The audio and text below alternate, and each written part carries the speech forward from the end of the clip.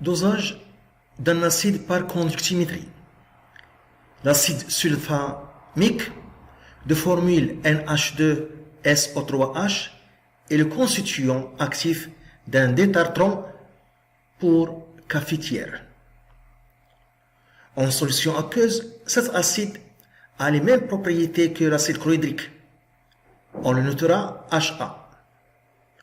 Ce détartrone se présente dans le commerce sous forme d'une poudre adulée.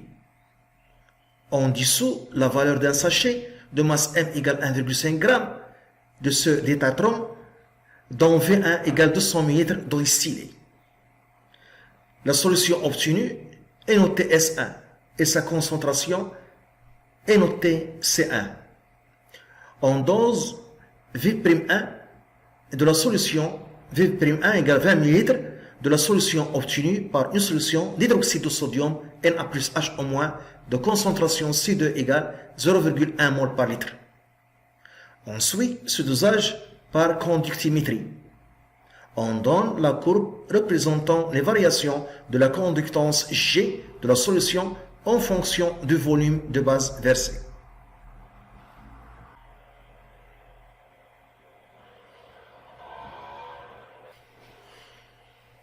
On donne la courbe qui représente les variations de la conductance de la solution en fonction du volume V2 de la solution basique ajoutée d'hydroxyde de sodium. 1. Écrire l'équation de la réaction de dosage. 2. Justifier qualitativement l'allure de graphe obtenue. Donc ici, au début, avant le point d'équivalence, on voit que la conductance diminue. Car les ions H3+ qui se trouvent dans la solution S1 d'acide sulfamique réagissent avec les ions HO- ajoutés. Donc le nombre d'ions H3+ qui se trouvent dans la solution S1 diminue. C'est pourquoi la conductance diminue. La conductance est due à l'existence des ions. Ici, après le point d'équivalence, on voit que la conductance augmente. Car ici, la réaction de dosage ne se fait plus. Les ions HO- ajoutés ne réagissent plus. Leur nombre augmente. C'est pourquoi la conductance augmente. Ici, avant le point d'équivalence, tous les ions HO- ajoutés réagissent. Donc le réactif limitant est l'ion HO- et l'ion H3O+, qui se trouve dans la solution acide S1, est en excès. Et c'est le contraire. Et c'est ici les ions HO- ajoutés ne réagissent plus. Donc ils sont en excès. Et le réactif limitant est l'ion H3O+. En ce point, il y a l'équivalence. Les deux réactifs sont limitants.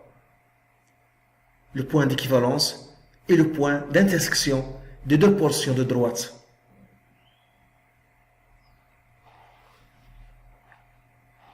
Trois.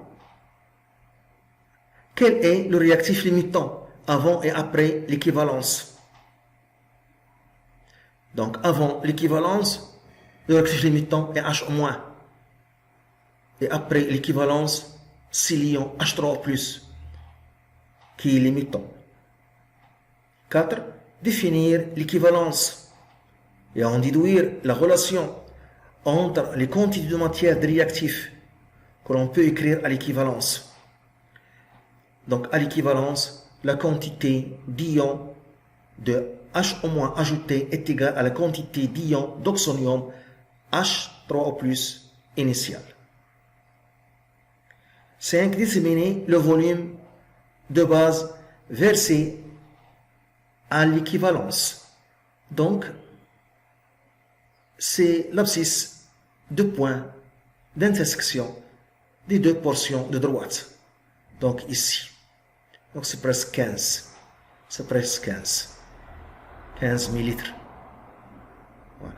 Chaque division représente 2. Ici 0. Ici 10. Il se divise par 5, 2. Donc chaque division représente 2. Donc c'est presque 15 millilitres. Le volume d'hydroxyde de sodium ajouté à l'équivalence.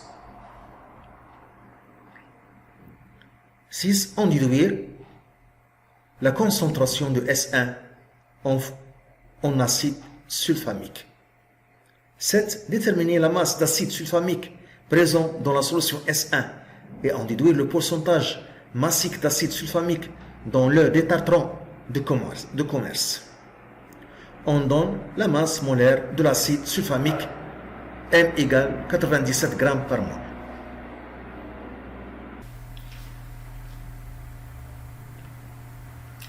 L'équation de dosage.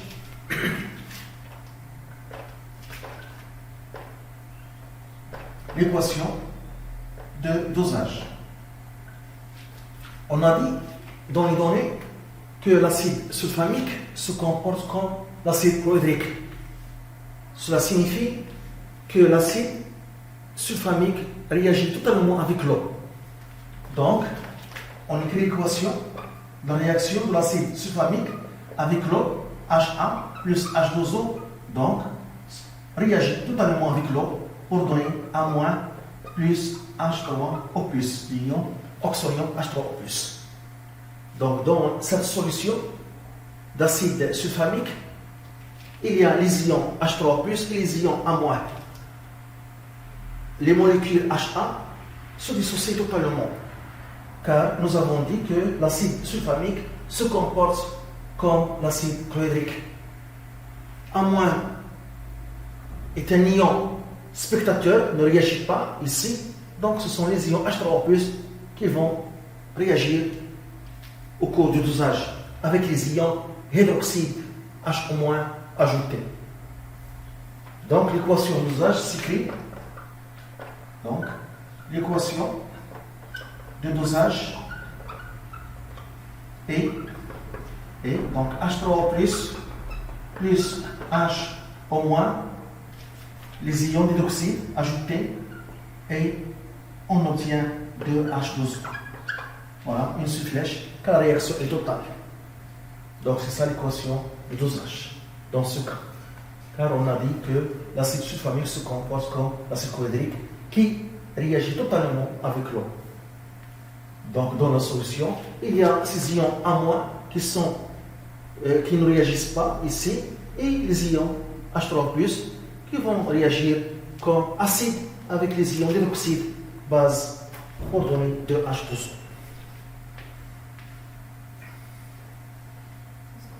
Deuxièmement,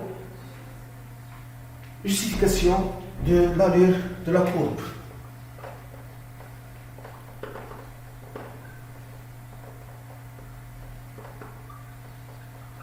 De l'allure de la courbe. Donc, au début, on a dit, au début,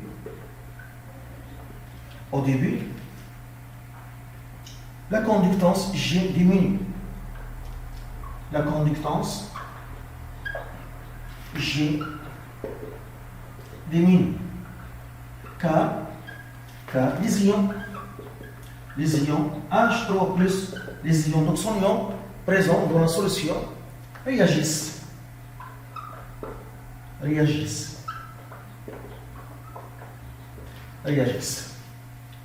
Voilà. Donc la conductance est due à l'existence des ions. Donc ces ions qui ont une conductivité molaire ionique plus grande, leur nombre diminue. Le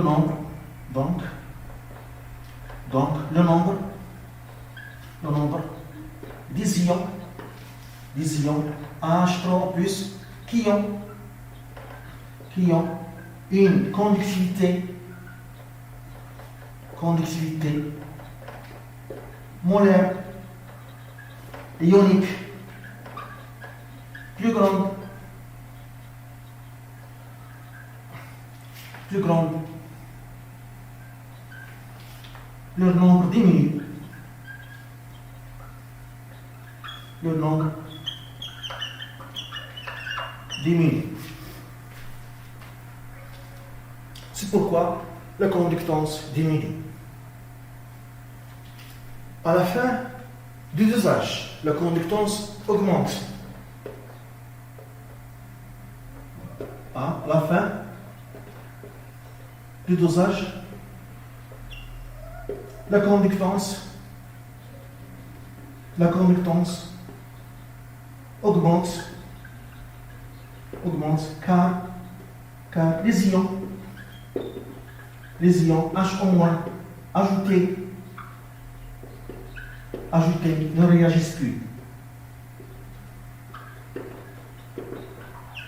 ne réagissent plus. Voilà. C'est pourquoi la conductance augmente à la fin.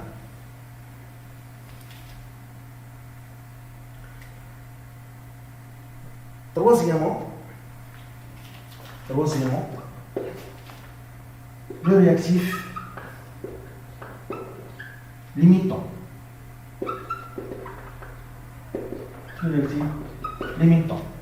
Donc, avant l'équivalence.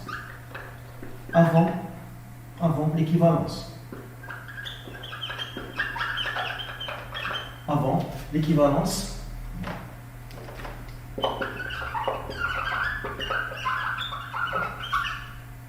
Avant l'équivalence, on a les ions H au moins ajoutés limitants.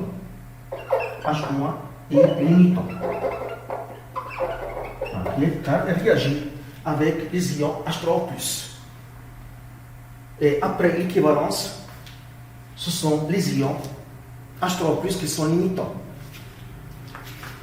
Donc, toujours avant l'équivalence, H3+, sont en excès. Après l'équivalence, donc les ions H au moins ajoutés ne réagissent plus, donc ils deviennent en excès.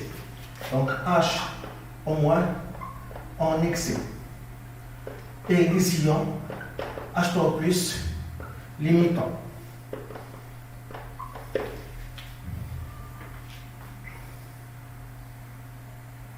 Quatrièmement, définition de l'équivalence.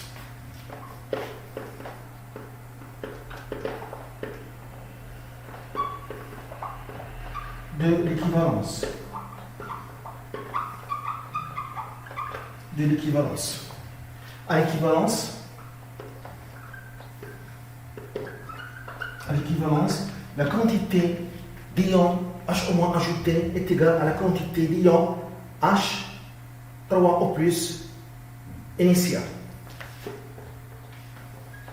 La quantité d'ions H au moins ajouté est égale à la quantité de matière, à la quantité d'ions H3 au plus initial. Je peux dire aussi qu'à l'équivalence, les deux réactifs H3 plus et H au moins sont en proportion stoichiométrique. Ou bien, à l'équivalence, les deux réactifs H au moins et H3 au plus sont en proportion stoichiométrique.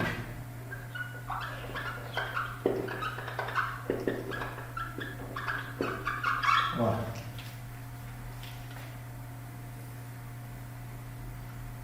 Et la relation, donc on a la relation à l'équivalence. Donc on a dit que la quantité initiale des ions H3+ est égal à la quantité d'ions HO- ajoutés. Qu'on peut l'écrire comme ça, donc c'est C1 fois V1' égale C2 fois V2 à l'équivalence. Voilà, c'est la relation qu'on a à l'équivalence.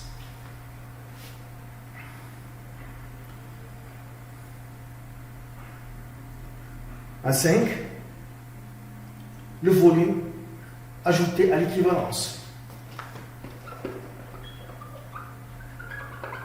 Le volume V2E à l'équivalence.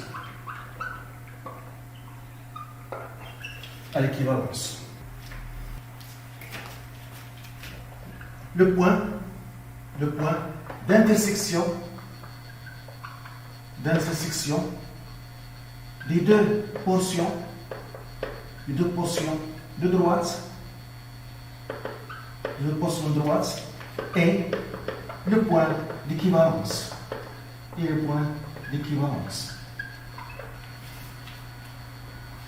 L'abscisse de ce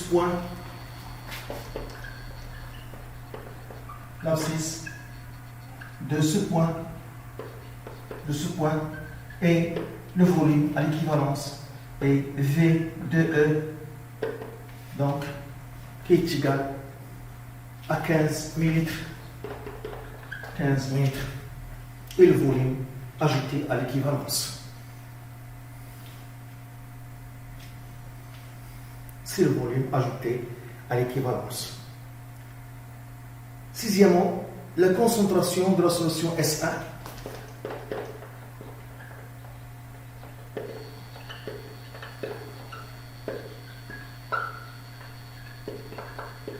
de la solution S1. Donc on utilise la relation C1 fois V1' est égal V1' parce que on a dosé V1', 20 litres, on a dosé est égal à C2 fois V2 à l'équivalence. Donc C1 égale C2 fois V2E sur V1'. Et on calcule.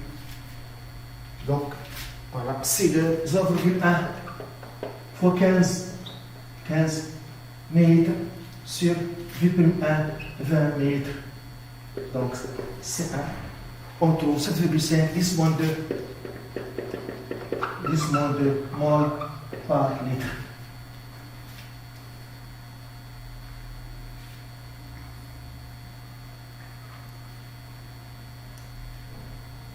Septièmement, la masse M1 d'acide sulfamique dans la solution S1. La masse d'acide sulfamique notée HA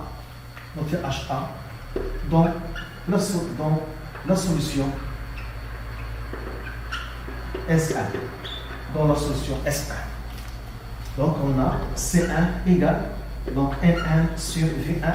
La solution S1 de volume V1 et a un volume V1. Donc N égale C1 fois V1. Et N, c'est petit n, ce grand N est égal à C1 fois V1. Donc petit n égale C1 fois V1 fois la masse molaire. Donc N égale C1, 7,5, 10 pouces moins 2, V1, 200 litres, donc en litres, fois 10 moins 3, fois N1, la masse molaire 97. Donc on trouve 1,455 grammes. Voilà. C'est la masse d'acide sulfamique dans la solution S1 de volume 200 ml. Le pourcentage massique,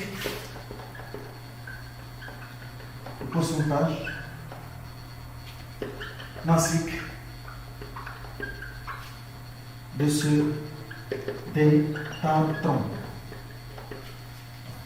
On a on a la masse 1,455 grammes, donc 1,5 g de détatron. Donc X donne 100 grammes. Pour trouver le pourcentage. Donc X est égal à 1,455 fois 100 sur 1,5. Donc on trouve 97. 97 pour 100. C'est-à-dire, dans 100 grammes de détatron, il y a 97 grammes d'acide sulfamique.